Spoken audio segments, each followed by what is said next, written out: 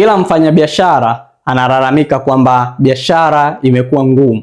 Kwa nini unajua? Kwa sababu watu wengi sasa hivi wanashindwa kupanga mkakati wa soko, lakini pia wanashindwa kudhibiti gharama pamoja na matumizi kwenye biashara yao.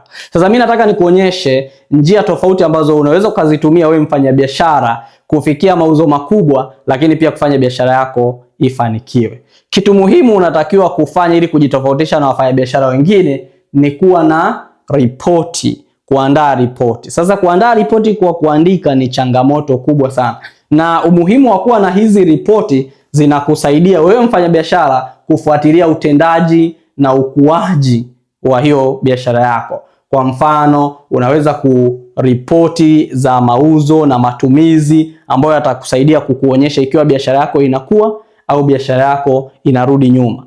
Kwa hiyo wewe biashara yako inarudi nyuma, lakini mwisho wa siku haujui. Kwa nini? Kwa sababu hauna ripoti. Sasa hapo si biashara itakuwa ngumu.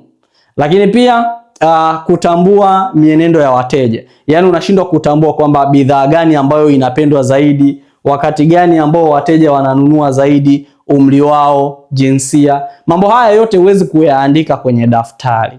Unahitaji kuwa na application moja muhimu sana, inaitwa Kuza Business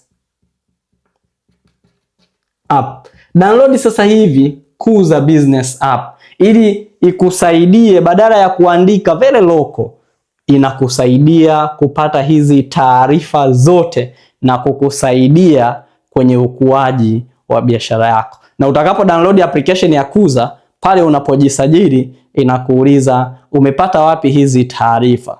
Usijali, andika pale kwamba umezipata kutoka kwa Guru, sponsor ya Tanzania au Samson Mbembera. Ukichagua pale then ipe next, utapata access ya hizi taarifa zote na itakusaidia kwenye ukuaji wa biashara yako. Tunasema Kuza App Business, biashara kidigitali.